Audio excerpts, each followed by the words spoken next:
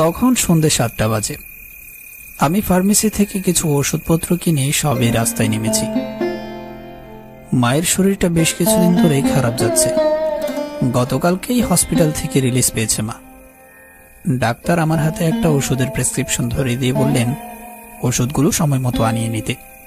প্রেসক্রিপশনে থাকা সমস্ত ওষুধপত্র মাত্রই ফার্মেসি থেকে কিনে দুহাত ভর্তি করে গাড়ির জন্য অপেক্ষা করছিলাম।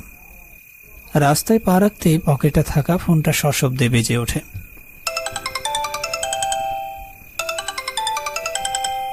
আমার দুহাত ভর্তি ওষুধ। ফোনটা বের করার আগেই নিশ্চুপ হয়ে গেল। ফের কর্কশ শব্দে ফোনটা বেজে ওঠে। এক প্রকার অনিচ্ছা সত্ত্বেও আমি পকেট থেকে ফোনটা বের করলাম। স্ক্রিনে ভেসে উঠল অফিসের বসের নাম্বার। আমি তড়িঘড়ি করে কলটা রিসিভ করতেই ফোনের ওপাশ থেকে স্যার বললেন, কি হলো সুজয়, কতবার কল করছি, তুমি কল ধরছো না কেন? স্যার আমি ব্যস্ত ছিলাম, তাই আপনার কলটা রিসিভ করতে পারিনি। রাখো তোমার ব্যস্ততা তোমার কাছে। অফিস তোমার ব্যস্ততার কথা শুনবে নাকি? তোমাকে বলা হয়েছিল 5 দিনের ছুটি কাটাতে, তুমি 5 দিনের জায়গায় 7 দিন ছুটি কাটিয়েছো। মগের মুলুক পেয়েছো নাকি? দুঃখিত স্যার, আমি আসতে চেয়েছিলাম, কিন্তু আপনি তো জানেন আমার মায়ের শরীরটা খারাপ। মা এই টানা 7 দিন হসপিটালে ছিল। গতকালই রিলিজ পেয়েছে। তাকে একা রেখে তো আর যেতে পারি না। তোমার মায়ের কোথায় কি অফিস চলবে? তোমাকে বলেছিলাম না তোমাকে বদলি করা হবে? তোমার 5 দিনের ছুটি কাটিয়ে চলে আসা উচিত ছিল। জি স্যার, আমি বুঝতে পারছি আমার আসাটা উচিত ছিল। যাকে আসলে তাতে তোমার সমস্যা, আমার কোনো সমস্যা নেই। তোমাকে শ্যামনগর বদলি করা হয়েছে। শ্যামনগর?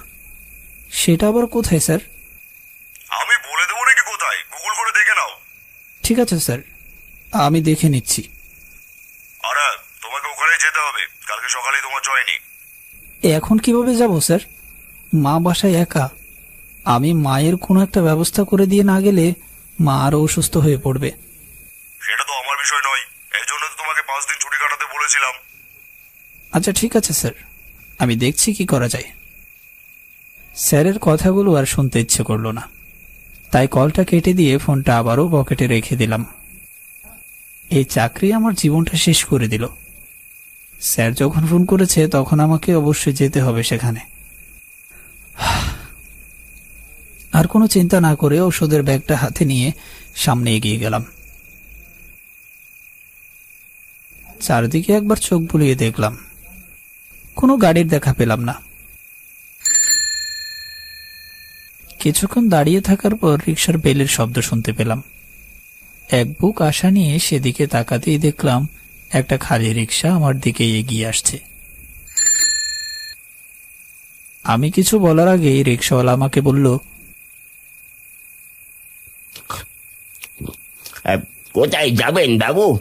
আসুন আসুন, আমি আপনাকে নামিয়ে দিচ্ছি। যাবো তো অবশ্যই, আগে ভাড়াটা ঠিক করে নেই। যা ভাড়া ঠিক করতে হবে না, আপনি উঠে বসুন তো। এখান থেকে ভাড়া যত হয় ততই দেবেন। খামোকা বেশি টাকা চাইতে যাবো কেন? আমি আর কোনো কথা বাড়ালাম না। এই রিকশাটা হাতছাড়া হয়ে গেলে হেঁটেই বাড়ি ফিরতে হবে।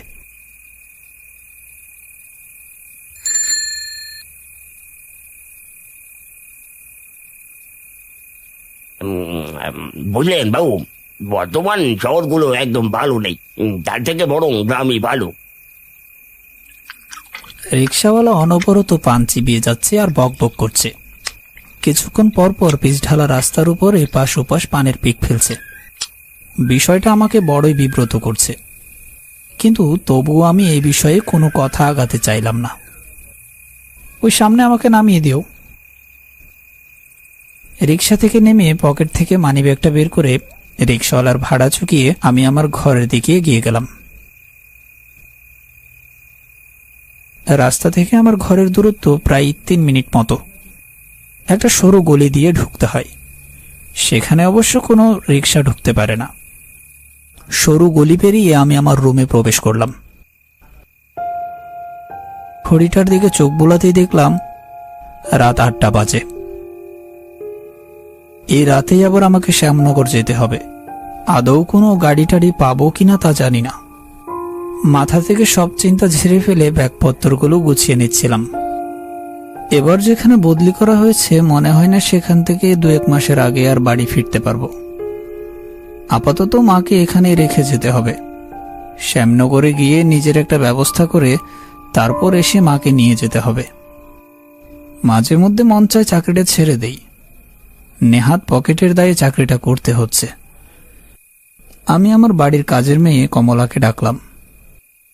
কমলা, কমলা, কিরে কমলা, কোথায় গেলি রে? এই তো দাদা বাবু, বলুন বলুন। সিরিয়াল দেখাটা একটু কমা, বুঝলি? মায়ের দিকে একটু খেয়াল দে। আমার বদলি হয়েছে শ্যামনগরে, আমাকে এক্ষুনি আবার সেখানের জন্য বেরোতে হবে। কি বলছেন? এত রাতে বের হবেন? কাল সকালে গেলে হতো না? না রে, আমার এখনই বেরোতে হবে। অফিস থেকে ফোন এসেছিল, কাল সকালেই জয়েন করতে হবে। বাড়ি আসবেন কবে? তা ঠিক বলতে পারছি না, মনে হয় না 2-1 মাসের আগে ফিরতে পারবো বলে। এটা কি বললেন আপনি? মাসিমাকে নিয়ে যাবেন না? এত রাতে তো মাকে নিয়ে যাওয়া সম্ভব না। সামনের সপ্তাহে ছুটিতে এসে মাকে আর তোকে নিয়ে যাব, কেমন? আচ্ছা বেশ। মা হয়তো ঘুমিয়ে পড়েছে, মাকে আর জাগালাম না। তুই মাকে বুঝিয়ে বলিস, আর ওই ওষুধগুলো মাকে ঠিকঠাক সময় মতো খাইয়ে দিস। আর যদি কোনো কিছু বুঝতে অসুবিধা হয় রতনকে ডেকে একটু জিজ্ঞেস করে নিস। জানিস তো, তুই আমার শেষ ভরসা। আপনি কোনো চিন্তা করবেন না দাদা বাবু, 1 সপ্তাহ পরে এসে দেখবেন মাসিমা একদম সুস্থ হয়ে গেছে। সেই যেন হয়, মার খেয়াল রাখিস। আমি কমলার কথায় ভরসা পেয়ে নিশ্চিন্ত হলাম। আমরা ছাড়া কমলার এই পৃথিবীতে আর কেউই নেই। গেল বছরই কমলার মা গত হয়েছেন। ওর মাও আমাদের বাড়িতেই কাজ করতেন। মা মারা যাওয়ার পর থেকে ও আমাদের বাড়িতেই থাকে। ব্যাগপত্র নিয়ে বেরোতেই দেখলাম ঘড়িতে 10টা বাজে। আমি সরু গলি পেরিয়ে রাস্তায় এসে দাঁড়িয়েছি। এখানে না আসলে গাড়ি পাওয়া যাবে না, তবে এখন কোনো গাড়ি পাবো কিনা তার কোনো ঠিক নেই। বেশ খানিকক্ষণ দাঁড়িয়ে থাকার পর দেখলাম অন্ধকার পেরিয়ে একটা টোটো আমার দিকেই এগিয়ে আসছে। আমি যেন এবার আরো এক বুক আশা ফিরে পেলাম। মনে মনে ঠিক করলাম, টোটোওয়ালা যদি আমাকে শ্যামনগর গিয়ে পৌঁছে দিয়ে আসে আমি তাকে ডাবল পয়সা দেব। বললাম, এই যে টোটো, যাবে? এই কোথায় যাবেন আপনি বাবু? শ্যামনগর যাবে? সে তো এখান থেকে অনেক দূরে, ট্রেনে করে যেতে হবে। কিন্তু শ্যামনগরের ট্রেন তো এখন পাবেন না। আমার বাড়ি সেখানেই, তাই আমি জানি শ্যামনগরের ট্রেন আরো 0.5 ঘন্টা আগেই ছেড়ে গেছে। আপনি চাইলে আমি আপনাকে শ্যামনগর পৌঁছে দিয়ে আসতে পারি। সময়টা একটু বেশি লাগবে, আগেই বলে দিলাম। তাতে আমার কোনো অসুবিধে নেই, ভোরের আলো ফোটার আগে আমাকে পৌঁছে দিতে পারলেই হলো। টোটোওয়ালা গাড়ি থেকে নেমে ব্যাগগুলো টোটোতে তুলতে সাহায্য করলো। আমি গাড়িতে চেপে বসলাম। গাড়ি চলতে শুরু করলো। বললাম, তুমি যে আমার কত বড় উপকার করলে, নিয়ে চলো, আমি তোমাকে ডাবল পয়সা দেব। না না, আমি ডবল পয়সা নিতে পারবো না। আমার যতটুকু প্রাপ্য আপনি ততটুকুই দেবেন। আমার এমনিতেও 2-1 দিনের মধ্যেই বাড়ি যাওয়ার দরকার ছিল। সবই উপরওয়ালার ইচ্ছে। আমি তো কখনোই শ্যামনগর যাইনি, এই প্রথম। শ্যামনগর এখান থেকে বেশ অনেকটা দূরে। আজকে প্রথম যাচ্ছেন, কিন্তু সেখানে এত রাতে। আর বলো না, চাকরির বদলি হয়েছে শ্যামনগরে। শ্যামনগর এখান থেকে বেশ অনেকটা দূরে, একদম শহরের শেষ মাথায়। এত রাতে সেখানে গিয়ে কি করবেন? সকালে গেলে ভালো হতো না? কাল সকালে গেলে চাকরিটাই যে থাকবে না, সকালে আবার আমাকে অফিস জয়েন করতে হবে। তোমরাই ভালো আছো সেদিক দিয়ে, যখন খুশি তখন গাড়ি নিয়ে বেরোতে পারো। তা আপনি ঠিকই বলেছেন। তা বাবু, আপনি কিসের চাকরি করেন? আমি এই তো একটা প্রাইভেট কোম্পানিতে চাকরি করছি। তাহলে শ্যামনগরে গিয়ে আপনার কাজটা কি? আমাদের কোম্পানি মূলত কোনো গ্রাম বা শহরকে উন্নত করতে কাজ করে। তাও বুঝতে পারলাম না, কিসের কাজ? বুঝতে পারলে না তো? এই ধরো, আমি শ্যামনগরে যাব, ওই পুরো শহরটাকে আরো উন্নত করার জন্য মার্কেট, শপিং মল এইসব তৈরি করবে আমাদের কোম্পানি। আমার কাজ হলো গিয়ে পুরো জায়গাটা দেখা একবার, তারপর ভালো জায়গা নির্বাচন করে সেসব বিষয়ে বিস্তারিত আমাদের কোম্পানিকে জানানো। ও, এবার বুঝতে পেরেছি। তা বাবু, শ্যামনগরে যে যাবেন, জায়গাটা কিন্তু ভালো নয়। আমি আপনাকে আগেই সতর্ক করে দিচ্ছি। কেন? শ্যামনগর ভালো নয় কেন? ওটা তো একটা শহর, তাই না? শহর হলেও একটা মৃত শহর, সেখানে তেমন কেউ থাকে না। মৃত শহর? এর পেছনে কারণ কি বলতে পারো? কারণ আমার তেমন জানা নেই, তবে লোকমুখে শোনা যায় শ্যামনগরে বিশাল একটা শ্মশান ঘাট আছে, সেটা নিয়েই নাকি যত কাহিনী। শ্মশান ঘাট? সেটা নিয়ে আবার কি কাহিনী? আপনি গেলে স্থানীয় মানুষের কাছে অবশ্যই শুনতে পাবেন। কথাটা শুনে আমি খানিকক্ষণ চুপ করে রইলাম। অফিসের স্যার আমাকে 2 দিন বেশি ছুটি কাটানোর জন্য আবার ফাঁসিয়ে দিল না তো? তবে অত চিন্তা নেই, আর সবার আগে নিজের প্রাণ বাঁচাবেন। চাকরি গেলে যাক, চাকরি একটা গেলে আর একটা পাবেন। তা অবশ্য তুমি ঠিকই বলেছ। যদি প্রাণী না থাকলো তাহলে চাকরি দিয়ে আর কি করব বলো? কথায় কথায় কখন যে শ্যামনগরে পৌঁছে গেলাম ঠিক বুঝতে পারলাম না। শ্যামনগরের কোথায় যেতে হবে সেটা অবশ্য স্যার আমাকে মেসেজ করে পাঠিয়ে দিবে বলেছিল। আমি মেসেজ ওপেন করে দেখলাম ঠিকানা দেয়া আছে শ্যামনগর মহাশ্মশানের পাশে একটি জমিদার বাড়িতে। তাহলে এটাই কি সেই শ্মশান যার কথা একটু আগে টোটোওয়ালা আমাকে বলছিল? বুকের ভেতরটা কেমন যেন ধক করে উঠল। কি করব বুঝতে পারছিলাম না। তা মামা, কোথায় নামবেন আপনি? মহাশ্মশানের পাশে যে জমিদার বাড়ি আছে সেখানে নামিয়ে দিলেই হবে। হায় হায়, আপনি তো সেই শ্মশানের কাছে চলে এলেন। কি আর করব বলো, 2-1 দিন থাকি, তারপর না হয় কিছু একটা সিদ্ধান্ত নেওয়া যাবে। কোম্পানি থেকে আপনাকে অন্য জায়গায় থাকতে দিল না কেন? হয়তো জমিদার বাড়ির কেউ আমাদের কোম্পানির সাথে ডিল করেছে, এখানেই থাকতে খেতে দিবে, কোম্পানি তাদের পয়সা পরে মিটিয়ে দিবে। খুব সাবধানে থাকবেন কিন্তু, আমি বারবার করে সতর্ক করে দিচ্ছি। ঠিক আছে, তুমি চিন্তা করো না।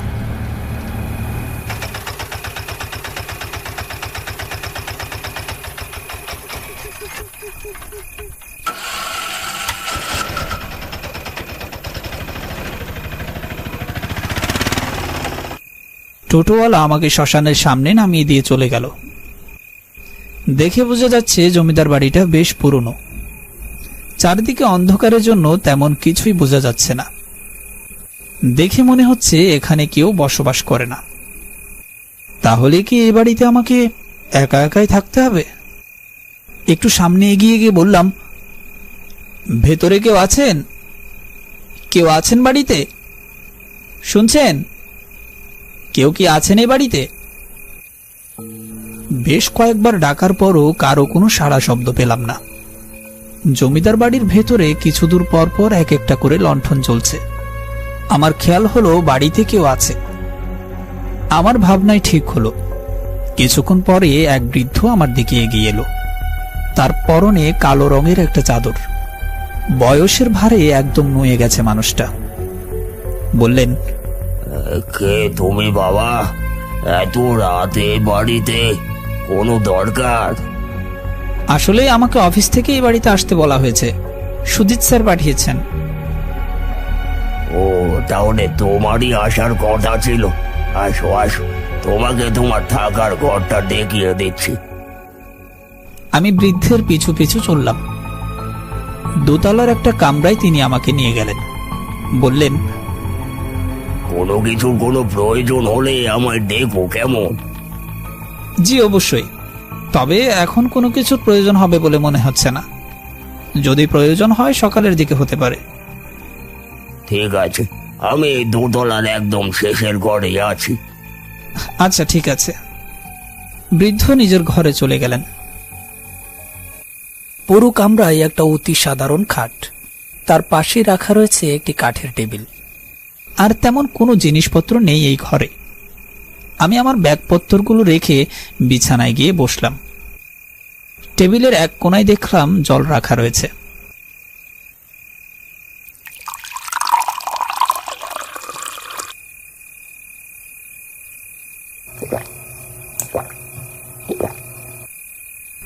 ব্যাগপত্তর আর খুলতে ইচ্ছে করলো না। আমি সেভাবেই খাটের এক কোণায় ঘুমিয়ে পড়লাম।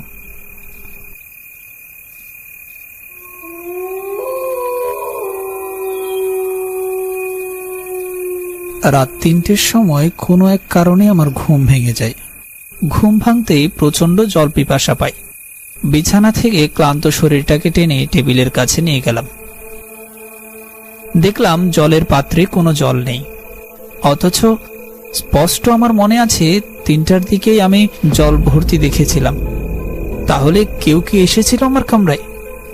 দরজা তো ভেতর থেকেই বন্ধ ছিল। কিছুই বুঝতে পারলাম না। কোনো কিছু না ভেবে আমি জলের পাত্র হাতে নিয়ে দরজা খুলে বাইরে বেরিয়ে গেলাম।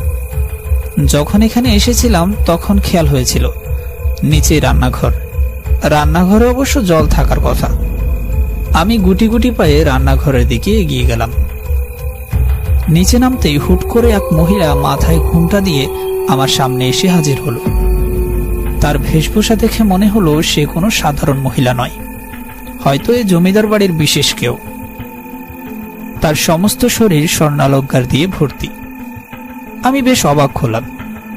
যখন এসেছিলাম তখন এই বাড়িতে আমি কাউকে দেখতে পাইনি, আর তাছাড়া আমি নিচে নামার সময় এখানে কেউ ছিল বলে আমার মনে হয় না। মহিলা যেন হুট করে আমার সামনে এসে উদয় হয়েছে। আমি বললাম, আপনি আপনি কে? তোমার জল তেষ্টা পেয়েছে বুঝি? এই নাও। মহিলার হাতে থাকা জলের গ্লাস আমার দিকে এগিয়ে দিল। আমি ভয়ে দ্বিধাদ্বন্দ্বে ভুগতে থাকলাম। মহিলার হাত থেকে কি জলের গ্লাস নেওয়াটা ঠিক হবে? কি হলো, নাও। মহিলার কথার কোনো জবাব আমি দিতে পারলাম না। তার হাত থেকে জলের গ্লাস নিয়ে পুরো জলটা এক নিঃশ্বাসে শেষ করে ফেললাম। উনি বললেন, যাও, এবার গিয়ে ঘুমিয়ে পড়ো। আমি মহিলার কথায় সম্মতি জানিয়ে ঘরে চলে এলাম। এতক্ষণে আমার হুঁশ ফিরল। মহিলা কি কোনোভাবে আমাকে কিছু সময়ের জন্য সম্মোহিত করে রেখেছিল? আমার মাথায় কিছুই ঢুকছে না। দু চোখ ভেঙে প্রচন্ড ঘুম পাচ্ছে আমার। আমি বিছানায় মাথা দিতেই ঘুমের রাজ্যে তলিয়ে গেলাম।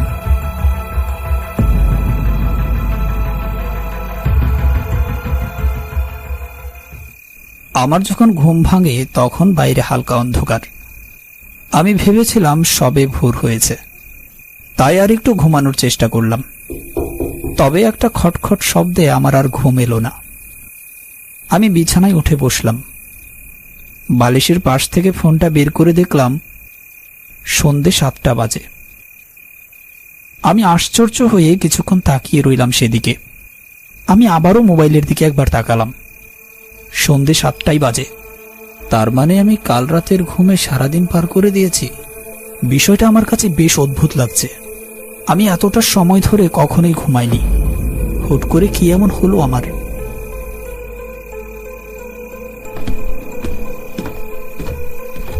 আমি এসব ভাবতে ভাবতে আমার কামরা থেকে বেরিয়ে নিচে নেমে এলাম।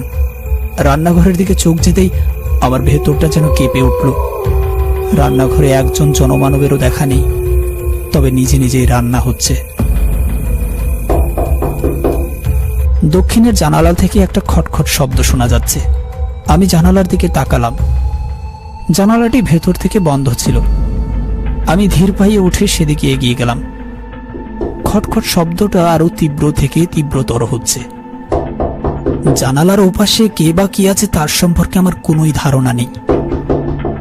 জানালাটা খোলা ঠিক হবে কিনা তাও জানি না, তবে খটখট শব্দটা যেন আরো জোরালো হচ্ছে। তাই আর কোনো কিছু না ভেবে আমি জানালাটি খুললাম। জানালাটা খুলতেই একটা দমকা হাওয়া আমার মাথার উপর দিয়ে বয়ে গেল। আমার চোখ গেল জানালা দিয়ে সোজা শ্মশানের দিকে। শ্মশানে একটা চিতা জ্বলছে। চিতার আগুনে দেখতে পেলাম সামনে দাঁড়িয়ে আছে এক বৃদ্ধ লোক। বৃদ্ধকে চিনতে আমার অসুবিধে হলো না। ইনি জমিদার বাড়ির সেই বৃদ্ধ লোকটি। এই সন্ধেবেলা কার লাশ পোড়ানো হচ্ছে সেটা ঠিক বুঝতে পারলাম না। লাশের আশেপাশে বৃদ্ধ লোকটি ছাড়া আর কোনো মানুষ নেই। আমার মনে একটা খটকা লাগলো, তবুও কিছুক্ষণ তাকিয়ে রইলাম আমি। কিছুক্ষণ পরেই একটা অদ্ভুত ঘটনা ঘটল। বৃদ্ধ লোকটা নিজে থেকে হেঁটে চিতায় উঠে আগুনের মধ্যে শুয়ে পড়ল। আমি বাকরুদ্ধ হয়ে গেলাম। আমি তাড়াহুড়ো করে এক দৌড়ে দোতলা থেকে নিচে নেমে এলাম। প্রচন্ড ভয় নিয়ে আমি অন্ধকার চিরে শ্মশানের দিকে দৌড়তে লাগলাম। শ্মশানের ভেতরে ঢুকে দেখলাম কোনো চিতা জ্বলছে না। আমি এবার আরো বেশি ভয় পেয়ে গেলাম। এবার যেন একটা শব্দও আমার গলা দিয়ে বের হলো না। মনে মনে ভাবলাম, একটু আগে আমি যা দেখেছি তা কি স্বপ্ন ছিল? না না, স্বপ্ন কিভাবে হয়? আমি কিছুই বুঝতে পারলাম না। এদিক ওদিক তাকিয়ে একটা কাকপক্ষীকেও দেখতে পেলাম না সেখানে। নিজের ঘরের দিকে এগিয়ে গেলাম। আমি পেছন ফিরতেই হঠাৎ করে যেন একটা চিতা জ্বলে উঠল। সেই জ্বলন্ত চিতা, যার ভেতরে একটু আগেই ঝাঁপ দিয়েছিলেন সেই বৃদ্ধ লোকটি। আমার শরীর যেন অবশ হয়ে গেল। এসব আমার সাথে কি হচ্ছে? একটু আগেই আমি আমার মনকে মিথ্যা সান্ত্বনা দিলাম যে এটা হয়তো আমার ভ্রম ছিল, তবে এখন তো আমার চোখের সামনে সবকিছু ঘটছে। আমি আর কোনো কিছু না ভেবে ওই বৃদ্ধ লোককে ডাকতে থাকলাম। এই যে, কোথায় আপনি? আপনি শুনছেন আমার কথা? এবার আমার ডাক যেন বৃদ্ধের কানে পৌঁছে গেল। সে জ্বলন্ত চিতার উপরেই শোয়া থেকে উঠে বসল। তার সমস্ত শরীরে দাউ দাউ করে আগুন জ্বলছে। ঘাড় ঘুরিয়ে আমার দিকে তাকায় সে, বলল, কি হয়েছে বাছা? তোমার কোনো কিছুর প্রয়োজন? আপনি এসব কি করছেন? আর এই অবস্থায় আপনি আগুন? আমি কিছুই বুঝতে পারছি না। ভয় পেলে নাকি? এটা তো তেমন কিছুই নয়। মৃত মানুষ সেটাই ঝাঁপ দিতেই পারে। মৃত মানুষ? কি বলছেন এসব আপনি? তা নয় তো কি? তোমার বিশ্বাস হচ্ছে না বুঝি? দাঁড়াও তোমাকে দেখাচ্ছি। বৃদ্ধ লোকটি চিতা থেকে নেমে আগুন সহকারে বাইরে এসে দাঁড়ালো। তার মাথার খুলিটা খুলে তিনি এক হাতে নিলেন। আমার যেন ভেতরটা মোচড় দিয়ে উঠল। কোনো মতেই গলার স্বর বের করতে পারলাম না। আমার বড্ড ভয় করছে। আপনি কে? আমি জমিদার, এই বাড়ির জমিদার। আপনি জমিদার? হ্যাঁ, আমি জমিদার। বেশ কয়েক বছর আগে এই গ্রামের সমস্ত মানুষ আমার পুরো পরিবারকে শেষ করে দিয়েছে। শেষ করে দিয়েছে? কিন্তু কিভাবে? এই গ্রামের বাসিন্দারা সব সময় চাইতো এখানে বড় বড় ফ্যাক্টরি হোক, যাতায়াত সুবিধা বাড়ুক, বাজার, শপিং মল, সিনেমা হল, আরো যা যা দরকার। কিন্তু এতে আমার ঘোর আপত্তি ছিল। আমি কখনোই চাইতাম না এই গ্রামের নদী খাল ভরাট করে জঙ্গলের গাছ কেটে সব ফ্যাক্টরি তৈরি করা হোক। আমি সবাইকে বোঝানোর চেষ্টা করলাম, কিন্তু কেউই আমার কথা বুঝতে চাইলো না। তারপর আর কি, এই গ্রামের কিছু লোক এক রাতে আমার পুরো পরিবারকে শেষ করে দিল। আমি সারা জীবন এই গ্রামের মানুষদের আগলে রেখেছিলাম, আর আমার শেষ বয়সে তারাই কিনা আমার সাথে। আপনাদের কিভাবে মারলো? আমার সামনে আমার পুরো পরিবারকে মহাশ্মশানের চিতায় জ্যান্ত পুড়িয়ে মারল। আমি আর সহ্য করতে পারলাম না। আমি আমার স্ত্রীর চিতায় জ্যান্ত ঝাঁপ দিলাম। আমার স্ত্রীর সাথে সহমরণে চলে গেলাম। আমি আমার স্ত্রীকে কথা দিয়েছিলাম সব সময় তাকে আগলে রাখবো। তাহলে আপনি এখন ঘুরে বেড়াচ্ছেন কেন? প্রতিশোধ নিতে আমি আবার ফিরে এসেছি। এই গ্রামকে শহর করে তুললেও শহরের মতো শহর গড়ে তুলতে পারলো না। আপনাকে মারলো গ্রামের মানুষ, আপনি কার উপর প্রতিশোধ নিলেন? এই গ্রামের মানুষদের ওপরে আমি প্রতিশোধ নিয়েছি। গ্রামের সবাইকে আমি মেরে ফেলেছি জ্যান্ত চিতায় জ্বালিয়ে। বৃদ্ধের কথা শুনে আমি ঘামতে শুরু করলাম। না জানি কখন আবার আমার উপর চড়াও হয়ে ওঠেন। আমার ভাবনা মিথ্যে হলো না। কিছুক্ষণ পরে তিনি বলে উঠলেন, তুমিও তো এখানে এসেছো এই গ্রামকে শহর করে তুলতে, তাই না? যারা এই কাজে আসে আমি তাদেরকে আমার জমিদার বাড়িতে আহ্বান করি। বৃদ্ধের কথা শুনে আমার গলা শুকিয়ে গেল। বেশ কয়েকবার ঢোক গিলে বললাম, না না, আমি তো এখানে ইচ্ছে করে আসিনি। আমাকে জোর করে পাঠানো হয়েছে এখানে। জোর করে পাঠিয়েছে তো? তোমাকে দিয়েও জোর করে কাজ করিয়ে নেবে। তা আমি হতে দেব না। আমি আমার পূর্বপুরুষের গ্রামকে কোনোভাবেই শহরে বদলাতে দেব না। আমার কোনো ক্ষতি করবেন না, আমি তো আপনার কোনো ক্ষতি করিনি। আমি এখনই চলে যাচ্ছি এখান থেকে।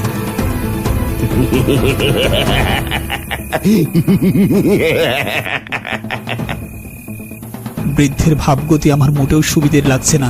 সে অনবরত হাসতে লাগলো। তার প্রতিটি হাসিতে খুলের মুখ থেকে আগুনের লেলিহান শিখা বেরোচ্ছে অনবরত।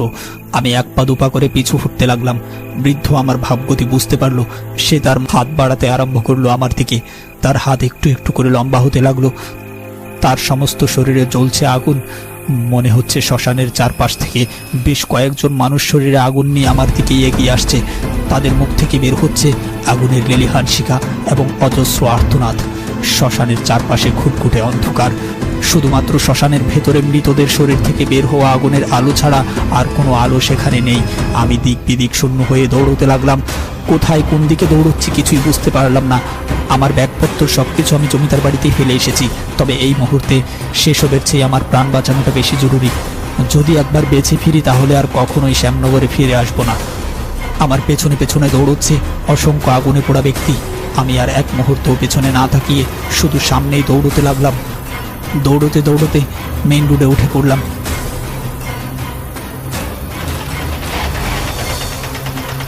কিছুক্ষণ পর দেখলাম সেই টোটোওয়ালা আমাকে ডেকে বললেন, বাবু উঠে আসুন বাবু আমার গাড়িতে। এক লাফে উঠে বসলাম গাড়িতে। গাড়ি চলতে শুরু করলো যেন বাতাসের গতিতে। আমি বসে বসে হাঁপাচ্ছি। দু চোখ বন্ধ করে ভাবছি এতক্ষণ আমার সাথে কি ঘটলো। আমার পুরো শরীর ঘেমে চপচপ হয়ে আছে। চিন্তা করবেন না বাবু, আমরা শ্যামনগর বেরিয়ে এসেছি। ওরা আর এদিকে আসতে পারবে না। ওদের শক্তি ওখানেই শেষ। আচ্ছা, এখন কি কোনো ট্রেন পাওয়া যাবে? হ্যাঁ, কিছুক্ষণের মধ্যে একটা ট্রেন আসবে। আমি এবার চুপ করে গেলাম। সবকিছু কেমন যেন স্বপ্নের মতো লাগছে। আমি আমার শহরে যেভাবেই হোক ফেরত যেতে চাই। বাবু, আমার আজকে খুব ভালো লাগছে। এই প্রথম আমি জমিদারের কবল থেকে একজন মানুষকে রক্ষা করতে পারলাম। বলতে পারেন আপনি আপনার ভাগ্যের জোরে বেঁচে গেছেন। মানে কি বলছো তুমি? আমি ঠিকই বলেছি। আমি তো আপনাকে আগেই বলেছি শ্যামনগর তেমন ভালো নয়। তার মানে তুমি আগে থেকে জানতে এমন কিছু ঘটবে? হ্যাঁ বাবু, আমি জানতাম এই গ্রামে সব কোনো অসম্ভব ঘটনা নয়। তাহলে তুমি এই গ্রামে কেন থাকো? আমি তো এই গ্রামে থাকি না, পাশের গ্রামে আমার বাড়ি।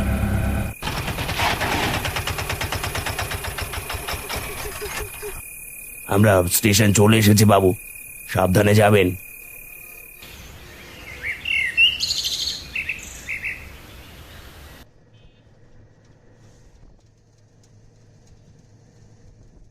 তখন চারদিকে আলো ফুটেছে। নতুন উদিত হওয়া সূর্যের দিকে তাকিয়ে সৃষ্টিকর্তাকে অশেষ ধন্যবাদ দিলাম। আকাশে উড়ে যাওয়া পাখিদের দেখে মনে হলো আমিও যেন মুক্ত। মুক্ত মনে আমিও উড়াল দিলাম নিজের ঘরের পথে। পেছনে পড়ে রইল আমার চাকরি, শ্যামনগর জমিদার বাড়ি এবং শ্মশান ঘাট। সবকিছুই যেন আমার কাছে এখন একটা স্বপ্ন। এই স্বপ্ন যেন আমার কাছে সারা জীবন স্বপ্ন হয়েই থাকে। আর কখনো এই ভয়ঙ্কর অভিজ্ঞতার মুখোমুখি হতে চাই না।